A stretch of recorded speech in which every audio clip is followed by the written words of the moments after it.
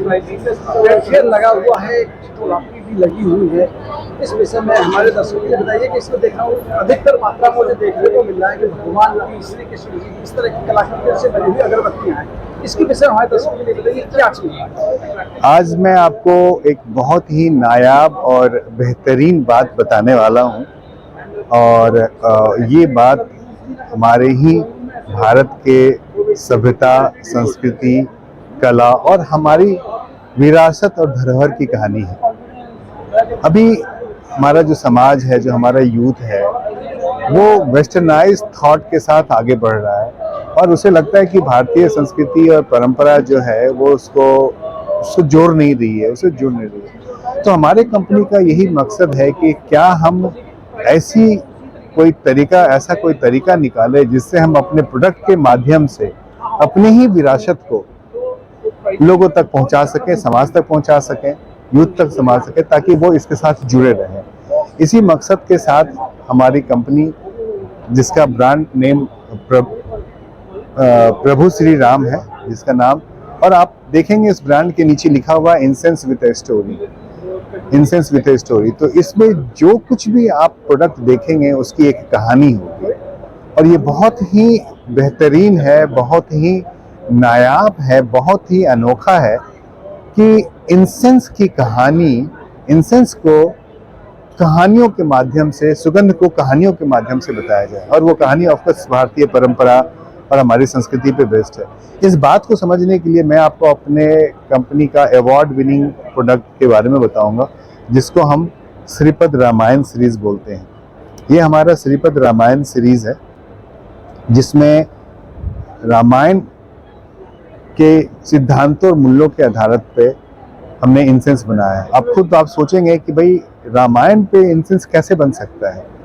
तो यही नायाब चीज़, यही अनोखा चीज़ हमने प्रयास किया है और शायद हम उसमें कुछ हद तक हम लोग कामयाब भी हुए हैं। रामायण सिर्फ एक ग्रंथ नहीं है, ये एक पूरी हमारी फिलॉसफी है कि आपका जीवन दर्शन कैसा होना चाहिए, आपका रिलेशनशिप कैसा होना चाहिए, आपका एक्ट कैसा होना चाहिए, आपका कर्म कैसा होना चाहिए। तो रामायण को किसी एक बक्से में तो समेटा नहीं जा सकता, बट जो हम लोगों ने बचपन में सुना है कि प्रभु श्री राम का जन्म होता है, वो गुरुकुल जाते हैं पढ़ने के लिए, फिर उनकी शादी होती है, फिर सीता जी आती हैं, अयोध्या आती हैं, फिर उनको पिता के आदेश पे जंगल जाना होता है, उनको नदी पार करना होता है, केवट से वो सहयोग लेते हैं, फिर उसके बाद सीता जी का हरण हो जाता है, जहाँ से रामायण की कहानी की दशा और दिशा बदल जाती है, फिर सुग्रीव से सहयोग लेते हैं, फिर आगे लास्ट में रावण का वध करके सीता माँ को वापस लाते हैं। तो ये पूरी कहानी को 10 अलग अलग माध्यम से इस प्रोडक्ट में दिखाया गया और उसको दिखाने के लिए जो पहला काम किया गया, हमने एक खास तरह के पेंटिंग का चुनाव किया। वो पेंटिंग वहाँ से लिया जहाँ माँ सीता का जन्म हुआ है, उसको बोलते हैं जनक नंदिनी। सीता जी को जनक नंदिनी बोलते हैं, जानकी बोलते हैं, और जनकपुर की रहने वाले राजा दशरथ की वो पुत्री है। और जनकपुर जो है बिहार और नेपाल के बीच का एक जगह है जहाँ पे ये शैली में रामायण की कथा कही जाती है। ये पेंटिंग जो है रामायण की painting, Mithila painting world wide famous painting है और उस पेंटिंग के माध्यम से हमने इन 10 कहानियों को दिखाया और उस कहानी को फ्रेग्रेंस के माध्यम से दर्शाया। तो आप पूछेंगे कि फ्रेग्रेंस के माध्यम से कैसे दर्शाया, तो मैं एक छोटा सा आपको वाकया सुनाता हूँ, उदाहरण सुनाता हूँ।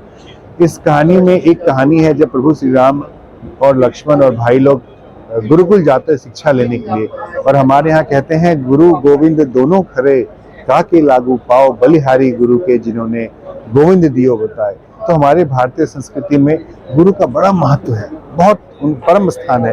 वो गुरु आपके माता पिता होते हैं, आपके शिक्षक होते हैं और आपके कोई भी मार्गदर्शक होते हैं। तो उस गुरु कृपा को दिखाने के लिए जब आप गुरुकुल जाते हैं तो वो ध्यान का विषय है, वो ज्ञान का विषय है।